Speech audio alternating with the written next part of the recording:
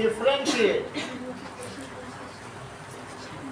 between eastward and westward flowing peninsular. ये दो question करो.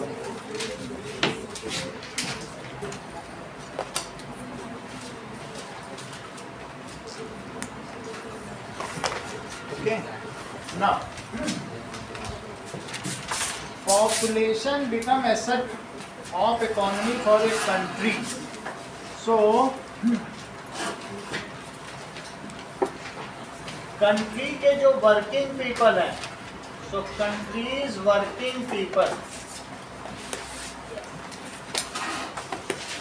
जो काम करने वाले लोग हैं, वास्तव में जब मैं वर्किंग पीपल कह रहा हूँ तो 18 इयर्स से लेकर 60 इयर्स हो गया, वही लोग काम करते हैं.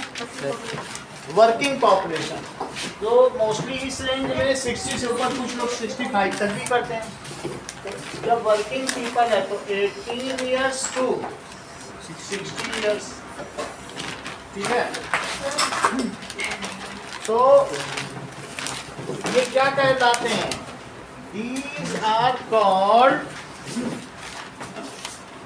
resource of country. इन सबको क्या कहेंगे भाई? और कोई है? लो.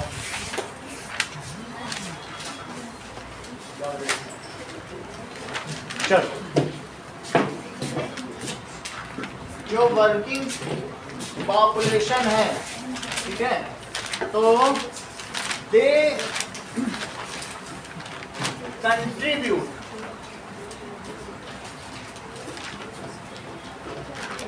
Towards national income. भाई अगर वो काम करेंगे तो चाहे देश में रहें या विदेश में रहें, इनकम तो बढ़ेगी. आपने कोई चीज़ बनाई, वो यहाँ बिके या बाहर जाके एक्सपोर्ट हो, पैसा तो देश का बढ़ेगा ना, उस पर भी टैक्स मिलेगा. सो इट इज़ जो वर्किंग पॉपुलेशन है वो क्या करेगी बताइए. जमा करो. तो working population contributes towards national income. तो इसलिए इनको क्या कहेंगे? So these are called the population which the population of country which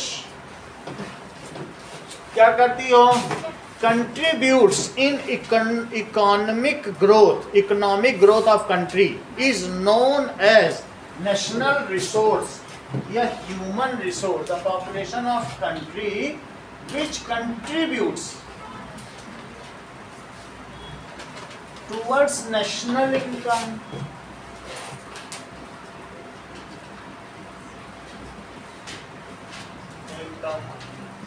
And involved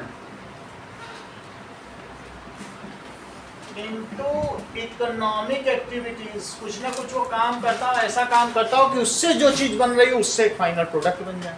हो सकता है तुम फाइनल ना बनाओ, तुम एक स्क्रू ही बनाते हो, लेकिन क्या वो स्क्रू कहीं ऐसा लग रहा है जो फाइनल प्रोडक्ट बन जाए. तो इस तरीके से involve in economic sector, economic growth, वो किसी न किसी इकोनॉमिक एक्टिविटी में इन्वॉल्व होगा. ठीक है. उन्हें क्या कहेंगे? Are called human resources. उनको क्या कहेंगे?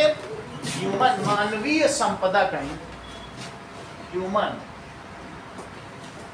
रिसोर्सेज. जस्टिन, अगर यही ह्यूमन रिसोर्सेज एजुकेटेड, स्किल्ड और हेल्दी हो तो उसे क्या कहेंगे? Human capital. Sir now it is known as human capital if this human resource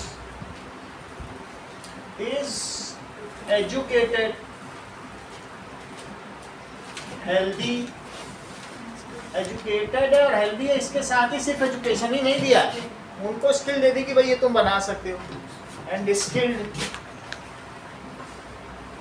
then they can further increase the national income. वो और बढ़ा देंगे नेशनल इनकम को. एक मजदूर से काम करवा लो, एक एलन मस्क से करवा लो, तो जो एलन मस्क काम करेगा वो तो करोड़ों में कर जाएगा, घंटों में, और ये नहीं कर पाए। तो इस तरीके से दे स्किल्ड, दे फर्दर इंक्रीज, वो क्या कर लेंगे बोलो, दे फर्दर इंक्रीज नेशनल इनकम, वो नेशनल इनकम को और बढ़ा देंगे। एंड कॉल्ड, इसका उसको क्या कहेंगे बोलो, सही है, ह्यूमन कैपिटल।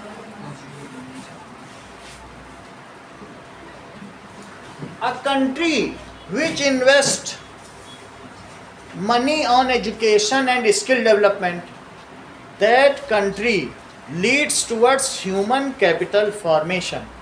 अगर मान लो वो बच्चों को स्किल अच्छी अच्छी दे रही है और तुम्हारे स्कूल में कोई दक्षता का काम कराया जाता है, तुमसे बास्केट बनवाई जाए या ऐसा कुछ भी बनवाया जाए, कुछ भी ऐसा अगर कराया जाता है स्किल का, अगर हर एक एरिया में ऐसा होना चाहिए, तो स्किल डेवलपमेंट की और मोदी सरकार का काम है, अगर वो करवा रहे हैं तो क्या कहा जाएगा उसको, स्किल डेवलपमेंट फॉर्मेशन, ये ह्यूमन कैपिटल फॉर्मेशन। उनसे क्या कहेंगे, इफ मनी इज इन्वेस्टेड, इसमें इन्वेस्ट किया जाए, if money is allocated by government,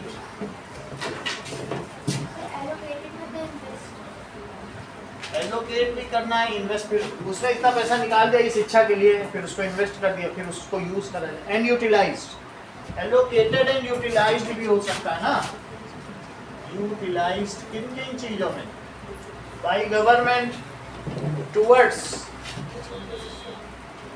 education, health and skill development.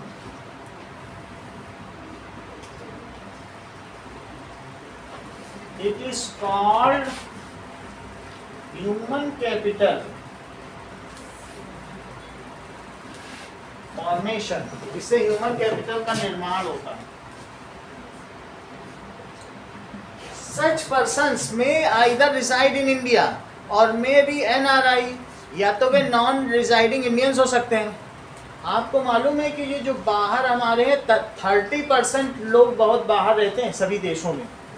हमारे 140 करोड़ यहाँ है, लेकिन 140 का 1/3 निकाल दो, इतना दुनिया में फैला हुआ है, और वहाँ के लोग इतने ज़्यादा फैमिलीवादी हैं।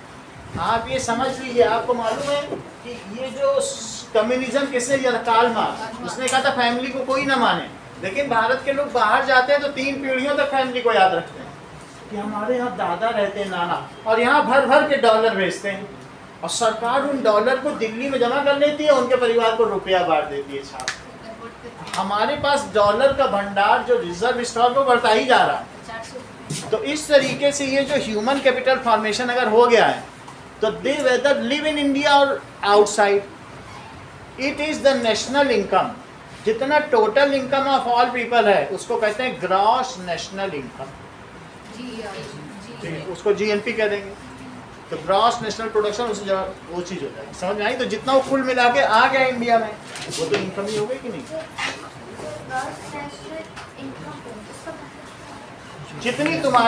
जितना उन्होंने भेजा या जितना तुम्हारा से प्रोडक्शन हुआ उसको कहते हैं इनकम। उस चीज़ को हम अगली क्लास में सीखेंगे। सर जीडीपी में क्या, जितना प्रोडक्शन हुआ वो जीडीपी।